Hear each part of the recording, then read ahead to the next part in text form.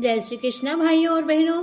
आज मैं आपके लिए हरताली तीज की संपूर्ण जानकारी का यह वीडियो लेकर आई हूँ।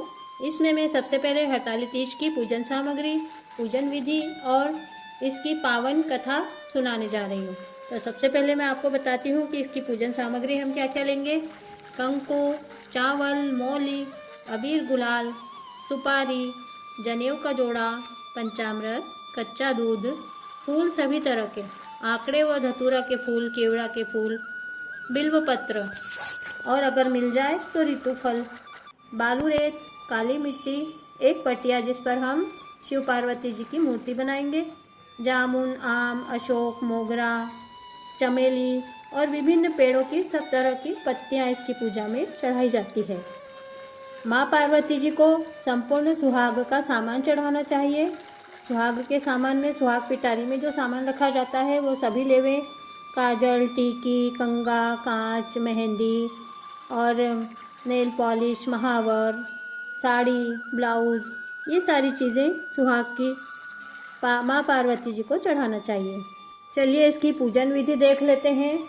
हरताली तीज का व्रत बहुत ही पावन व्रत है। यह व्रत सभी महिलाएं अपने सुहाग की लंबी उम्र के लिए करती हैं और कुंवारी कन्याएं अपने मनपसंद वर चाहने के लिए इस व्रत को करती हैं। इस दिन सुबह से ही ब्रह्म मुहूर्त में उठकर सभी को स्नान ध्यान करके और पूरे दिन निर्जल व्रत करना होता है और फिर शाम को 4-5 बजे पार्वती, गणेश जी, नंदी और शिव परिवार की मूर्ति बनाकर पट्टिये को पवित्र जगह पर रखकर केले के पत्ते और विभिन्न पेड़ की पत्तियों को रेशमी वस्त्रों से मंडप बनाकर शंकर भगवान की स्थापना करके उनकी पूजा करना चाहिए और एक कलश भी स्थापित करना चाहिए। उसके ऊपर नारियल रखें और उसमें जल भर दें। पूजन के समय तांबे के कलश पर आम्रपत्ती रखकर, नारियल रखकर, दीप जलाकर पूजा आरंभ करना चाहिए। सर्वप्रथम सभी मूर्तियों को जल से छींटे देवें, फिर गंगा जल से छींटे देवें और पंचामृत से भगवान को छींटे देकर उन्हें फिर शुद्ध जल से छींटे देवें। उसके बाद उन्हें वस्त्र चढ़ावें, शंकर भगवान को जनेऊ जोड़ा चढ़ावें और शंकर जी को चंदन चढ़ावें, माँ पार्वती को श्रृंगार लगावें, कंकु चावल लगावें और शिव पार्वती की सभी चीज़ों से पूजा करें, सभी वस्तुएं चढ़ावें और माँ पार्वती को सभी तरह की जो पत्तियाँ आपने इकट्ठी की है वो अर्पण करें, सुहाग का सामान चढ़ाएं और शंकर भगवान को बिल्व पत्र, अकाव, धतूरा, भांग चढ़ावें, पंचामृत का भोग लगावें और इस तरह से सभी सामग्री चढ़ाकर पूजन संपन्न करें। यह व्रत की पूजा में 4 बार पूजा की जाती है। पहली पूजा शाम को 4-5 बजे करें, उसके बाद शाम को 8 बजे करें, फिर 12 बजे करें, फिर रात को 4 बजे करें। इस तरह से इसकी 4 पूजा होती है और रात्रि जागरण करना चाहिए और भजन कीर्तन करते हुए इस व्रत को संपन्न करना चाहिए। दूसरे दिन प्रतिमा को किसी पवित्र नदी में विसर्जन कर देना चाहिए और ब्राह्मणों को सीधा देकर भगवान का प्रसाद लेकर भोजन करके व्रत खोलना चाहिए। इस व्रत को 20 साल तक किया जाता है और बाद में इसका उद्यापन किया जाता है। अपनी इच्छा हो तो ब्राह्मण का एक जोड़ा भी जिमाए और सुहाग पिटारी ब्राह्मणी को दें और ब्राह्मण को धोती गमछा दें। इसके बाद भोजन करें। इस तरह हरताली तीज का व्रत किया जाता है। हरताली तीज व्रत की कथा। यह कथा स्वयं शिव शंकर भगवान ने पार्वती जी से कही थी, जो मैं आपको सुना रही हूँ। एक समय कैलाश पर्वत पर शंकर भगवान का दरबार सजा हुआ था। भगवान शंकर अपने दरबार में माँ पार्वती के साथ बैठे हुए थे। नंदी और शिव जी, नंदी, कार्तिक स्वामी, गणेश जी सभी वहाँ विराजित थे और भगवान के सभी गण वहाँ पर उपस्थित थे। ऐसे सुंदर दृश्य में माँ पार्वती जी बहुत प्रसन्न थी। तब उन्होंने शंकर भगवान से वार्तालाप करते हुए पूछा कि हे भगवान, आप मुझसे प्रसन्न हो तो यह बतलाइए कि कौन सी तपस्या व दान या व्रत के करने से आदि, मध्य और अंत से रहित तीनों लोकों के स्वामी ऐसे मैंने आपको पाया। तब महादेव जी बोले कि हे देवी, जो छुपाने योग्य और जिसमें सारा धर्म हो, उस उत्तम व्रत को तुम्हारी प्रीति के लिए तुम्हारे लिए सुनाता हूँ, वो ध्यान से सुनिए। यह व्रत ऐसा व्रत है जैसे तारागणों में चंद्रमा, 9 ग्रहों में सूर्य, चारों वर्णों में ब्राह्मण, देवताओं में विष्णु, नदियों में गंगा, पुराणों में महाभारत, वेदों में सामवेद, इंद्रियों में मन, वैसे ही सब व्रतों में उत्तम पुराण और वेदों के सारांश व्रत की शास्त्रों में जैसा कहा है और मैंने उसको करते हुए देखा है, उसे मन लगाकर सुनो। जिन व्रत ही के प्रभाव से अंतर्ध्यान होकर तुम हमारे आधे आसन को प्राप्त हुई, संपूर्ण वृत्तांत में तुम्हें सुनाता हूँ, सो सुनिए। भादव के महीने में हस्त नक्षत्र सहित तीज को जो स्त्री व्रत करती है वह समस्त पापों से छूटकर स्वर्ग को जाती है। हे देवी सुनो, हिमालय पर्वत पर जैसा तुमने व्रत किया था उसका वृत्तांत मैं तुम्हें सुनाता हूँ। तब शिवजी बोले कि हे प्रिय, भारत खंड में बड़ा ही दिव्य पर्वत, हे पार्वती, उसी पर्वत पर बाल्यावस्था में ही नीचे को मुख करके 12 धतूरों को पीसकर और 64 वर्ष तक पत्ते खाकर, माघ के महीने में जल में, वैशाख में पंचाग्नि को तापकर और श्रावण में मैदान में रखकर अन्न व जल को त्याग कर तुमने बड़ी कठिन तपस्या की। इस दुख को देखकर तुम्हारे पिता चिंतित और दुखित थे और सोचने लगे कि यह कन्या किसको दूं। इसी चिंता से व्याकुल थे कि उसी समय देव ऋषि नारद वहां पधारे। तब तुम्हारे पिता हिमवान जी ने कहा कि हे नारद मुनि, आपका यहाँ पर आगमन किस हेतु हुआ है। नारद जी बोले कि हे राजन, आप हमारे वचनों को सुनिए। आप इस कन्या रत्न को उत्तम पुरुष को ही देना। हमें विष्णु जी ने भेजा है। विष्णु जी के समान ब्रह्मा, इंद्र, महादेव आदि कोई देवता नहीं है। नारद जी का आग्रह सुनकर हिमवान जी बहुत प्रसन्न हुए और बोले कि भगवान विष्णु के साथ हमें अपनी पुत्री का विवाह करने में कोई आपत्ति नहीं है।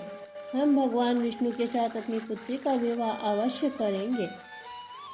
तब नारद जी विष्णु जी के पास गए और उन्होंने विष्णु जी को यह खुश खबर सुनाई कि हिमवान जी ने आपका आग्रह स्वीकार कर लिया है और आपके साथ अपनी पुत्री का विवाह पक्का कर दिया है। हिमवान जी ने पार्वती जी से कहा कि हे पुत्री, हमने तुम्हारा विवाह गरुड़ध्वज विष्णु जी के साथ पक्का कर दिया है। तब अपने पिता का वचन सुनकर पार्वती जी बहुत दुखी हुई और अपनी सखी के साथ मंदिर गई और अत्यंत दुखी होकर भूमि पर गिर पड़ी और विलाप करने लगी। तब विलाप करते हुए पार्वती को देखकर सखी ने कहा कि पार्वती, तुम क्यों दुखी हो रही हो। उधर तुम और तुम्हारी सखी भयानक वन में चलते चलते एक रमणीय नदी के किनारे पहुंची और वहां पर एक गुफा देखी। तब उस गुफा में तुम और तुम्हारी सखी चली गई और अन्न, पान और भोग को त्याग कर बालूरेत की पार्वती सहित मेरे लिंग की मूर्ति को स्थापित किया।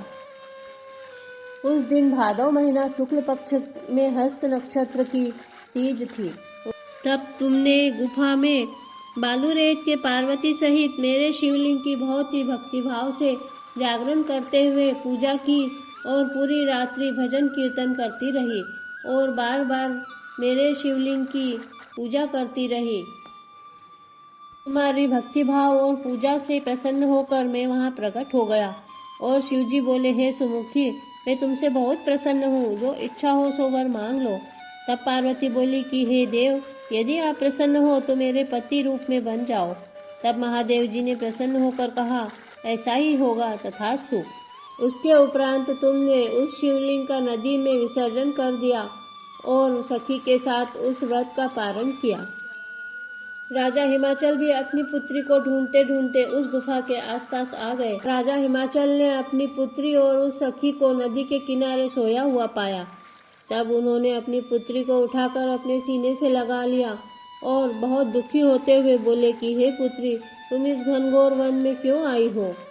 तब पार्वती ने अपने पिता से कहा कि हे पिताजी, मैं भगवान शंकर को अपना वर मान चुकी हूँ, लेकिन आपने विष्णु जी के साथ मेरा वरण पक्का कर दिया था, इसीलिए दुखी होकर मैं वन में चली आई। अब मैंने भगवान शंकर से वरदान पा लिया है और मेरे पति भगवान शंकर ही है। अगर तुम मेरा विवाह शंकर के साथ करोगे तो ही मैं तुम्हारे साथ घर चलूंगी, नहीं तो मैं घर नहीं चलूंगी। तब हिमाचल राजा ने कहा कि अच्छा पुत्री, तुम्हारी जो इच्छा है मैं वही करूँगा, और उन्होंने विधि पूर्वक तुम्हारी विवाह मेरे साथ कर दिया। महादेव जी कहते हैं कि हे प्रिय, उसी व्रत के प्रभाव से तुम मेरी पत्नी हुई। ऐसे व्रत को आज तक मैंने किसी से नहीं कहा है। देवी, जिस प्रकार इस व्रत का नाम हुआ है उसको कहता हूँ सो सुनो। सखी तुमको हर कर वन में ले गई, इसी से इसका नाम हरतालिका हुआ। इस विधि से कथा को सुनकर सुवर्ण आभूषण अन्न गौ ब्राह्मण को दान करें। इस विधि से एकाग्रचित होकर स्त्री पुरुष अन्न और सुवर्णाधिक जो शक्ति हो श्रद्धापूर्वक संकल्प करे। इस प्रकार व्रत को करने से सब पापों से छुटकारा मिलता है और 7 जन्मों तक राज्य सौभाग्य सुख की प्राप्ति होती है। हरतालिका तीज का यह पावन व्रत सौभाग्य को देने वाला है। जो स्त्रियां इस दिन व्रत करते हुए भी भोजन कर लेती है, वह 7 जन्मों तक दुर्भाग्य को प्राप्त करती है। तीज के दिन जो स्त्रियां व्रत छोड़कर अन्न खाती हैं, वे शुक्री होती हैं। जो फल खाती हैं, वे बंदरिया होती हैं। जो पानी पीती हैं, वो जोग बनती हैं, और जो दूध पीती हैं, वे नागिनी बनती हैं। जो मिठाई खाती हैं, वे चींटियाँ होती हैं। जो सब चीज़ें खाती हैं, वे मक्खी होती हैं। जो मांस खाती हैं, वे बाघिनी होती हैं। जो सोती हैं, तो उन्हें अजगर की योनि प्राप्त होती है। जो पति से छल करती हैं, वे मुर्गी बनती है। इस प्रकार विधि पूर्वक स्त्रियां इस व्रत को करें। व्रत करने वाली भी दूसरे दिन स्नान करके चांदी, स्वर्ण, तांबा या बांस की टोकनी में अन्न आदि धर कर ब्राह्मणों को दान करें। महादेव जी कहते हैं कि हे प्रिय, जो इस प्रकार व्रत को करेगी उसको मेरे समान पति मिलेगा और मरने पर तुम्हारा स्वरूप होकर सायुज्य मुक्ति को प्राप्त होगी। हजारों अश्वमेघ व सैकड़ों वाजपेय यज्ञों के करने से जो फल होता है, वही फल मनुष्य को कथा सुनने से प्राप्त होता है। हे देवी, तुम्हारे पूछने से सब व्रतों में उत्तम व्रत को मैंने तुम्हें कहा है, जिसके अनुष्ठान से स्त्रियां सब पापों से छूट जाती हैं और परम सौभाग्य को प्राप्त होती हैं। हरताली तीज का यह व्रत सुहाग और सौभाग्य को देने वाला है।